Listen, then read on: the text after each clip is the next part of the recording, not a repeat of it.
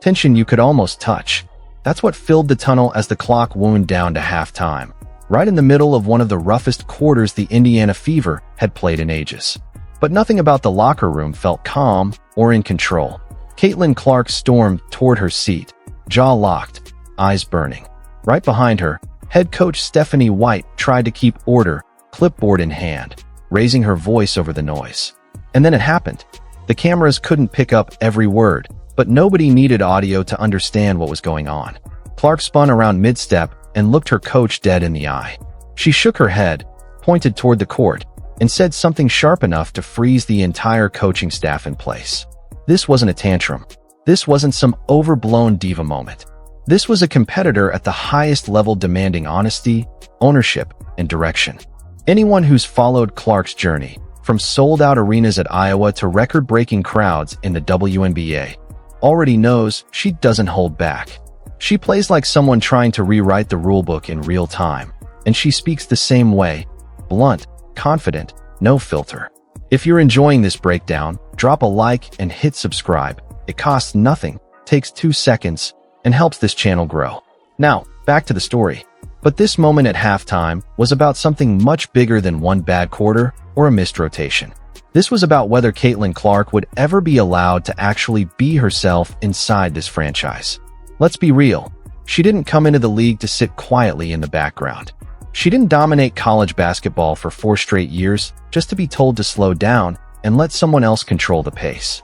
Fans buy tickets to watch her deep threes, her no-look dimes, her fast breaks that start the second she grabs a rebound.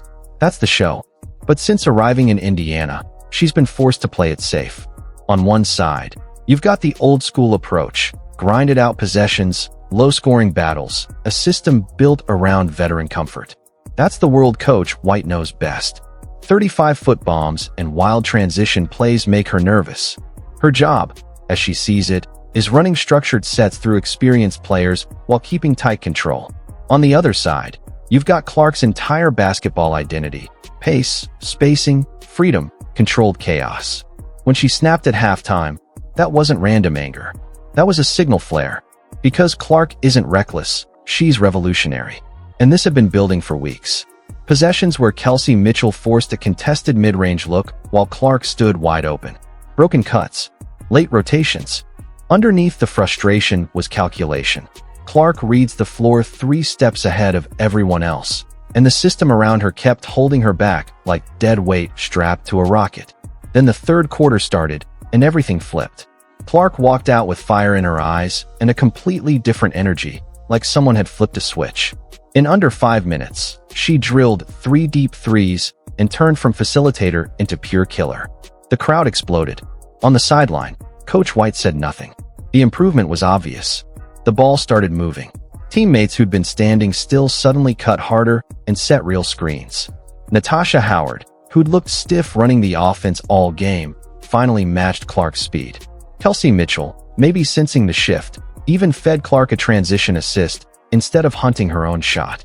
By the end of that 30-point quarter, this didn't look like a struggling mid-tier team anymore. It looked like a playoff contender.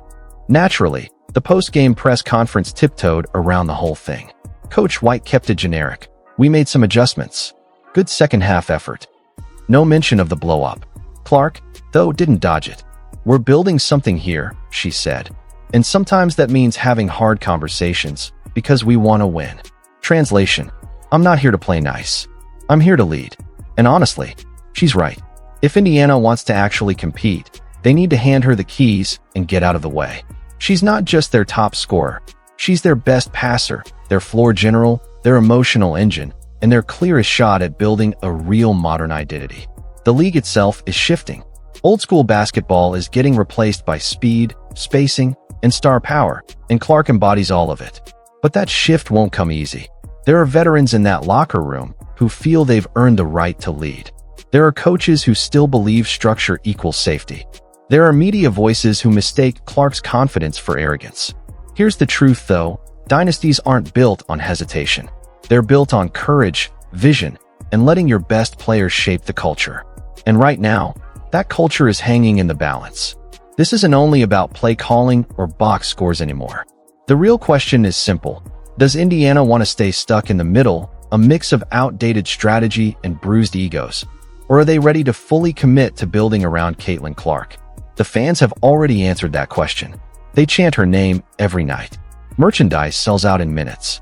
Every time she touches the ball, broadcasts cut straight to her. She's not just a rookie anymore. She's a movement. And like every movement, it starts the moment the star finally says out loud what everyone's already been thinking.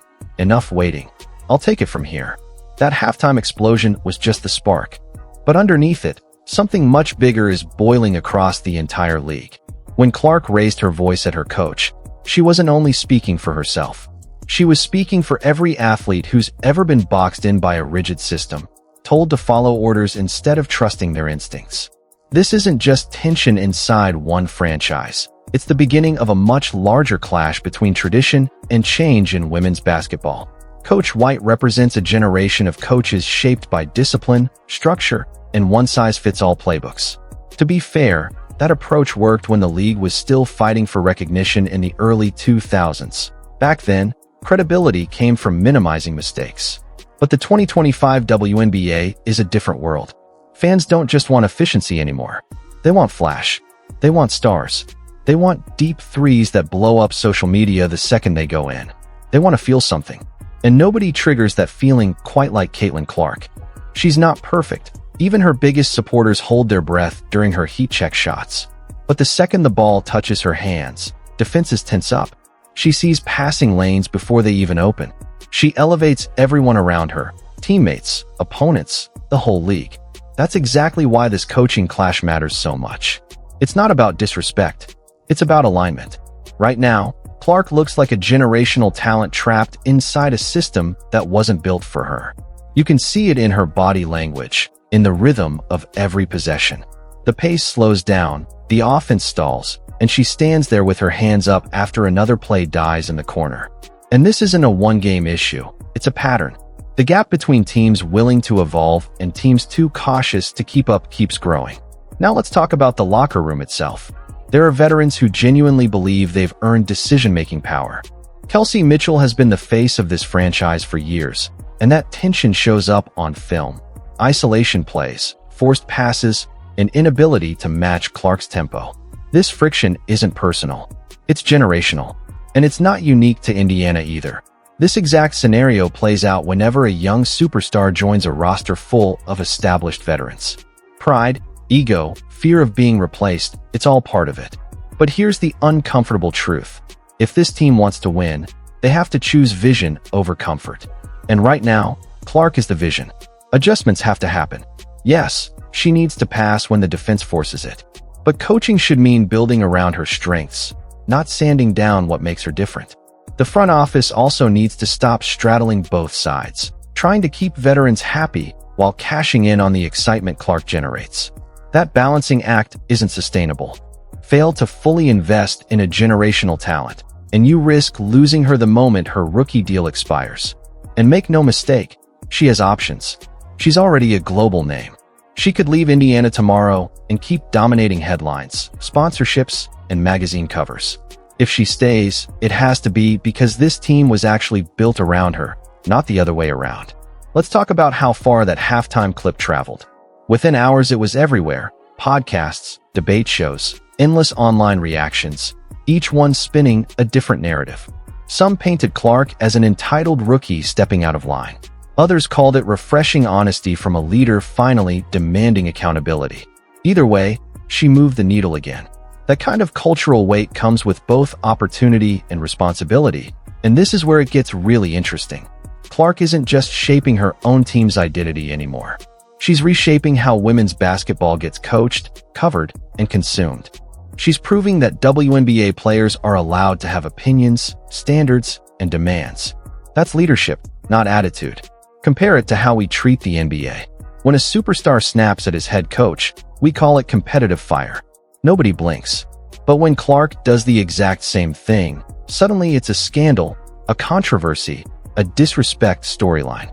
She's calling out that double standard just by being herself, and naturally, that draws resistance. From commentators who expect rookies to stay quiet and grateful, from coaches who see any pushback as a threat to their authority. But here's the thing. She's not trying to fit into an existing lane. She's building a completely new road. And here's the twist nobody saw coming. Since that confrontation, the Fever have actually played better basketball. The offense flows easier. The pace has picked up. Players move without the ball instead of standing around watching. Turns out, when you actually trust your franchise point guard, good things happen. Wild concept, right? So what happens next? If Indiana is serious about winning, not just selling tickets, some hard conversations are coming. Is Stephanie White still the right coach for this roster moving forward? Should veterans resistant to change remain central to the plan? And most importantly, will Clark finally get the freedom and support she needs? Because nobody thrives stuck in limbo. There are really only two paths here. Empower your franchise star, or become the team remembered for letting her walk away. And the ripple effects go way beyond Indiana. That single outburst sent a message through every front office in the league. General managers and coaches everywhere had to ask themselves one uncomfortable question. Are we next? Because when a player with Clark's popularity and influence starts pushing back on the system, it shifts the entire balance of power in women's basketball. This isn't just about basketball anymore. It's about media attention, branding, and business. Tickets sell out wherever she plays. Local news stations that ignored the WNBA for a decade are suddenly showing up with cameras.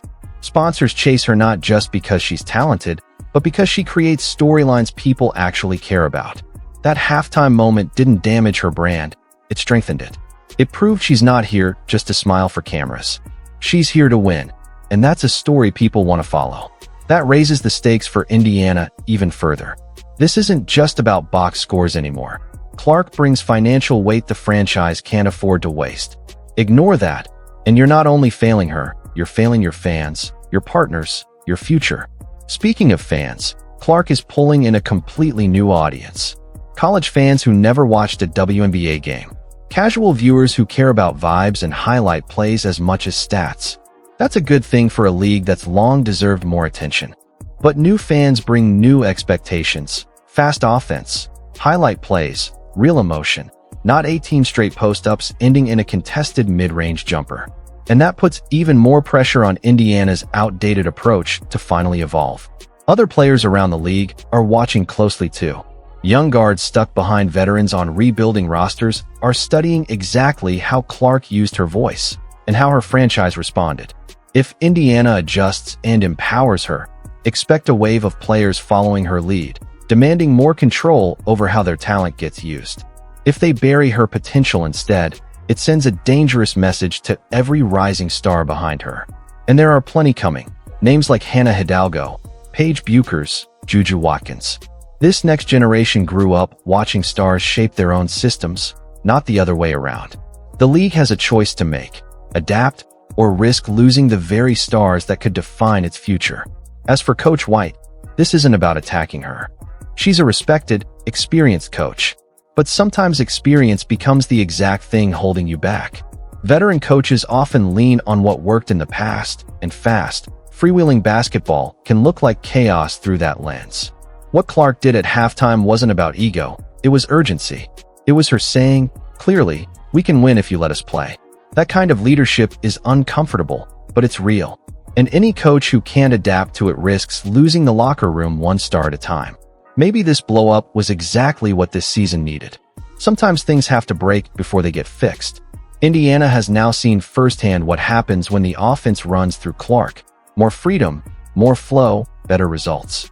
The only question left is what they do with that information. And here's the part that should worry every front office paying attention. The next time Clark reaches a breaking point, it might not happen during a live game with cameras rolling. It could happen in a contract meeting, a trade request, an off-season decision nobody sees coming until it's already made. So Indiana, the choice is right in front of you. Build this team completely around Caitlin Clark, or watch her carry this franchise to the top and walk away the moment she's free to choose her own future. This story is far from over, and how it plays out could shape the direction of the entire league.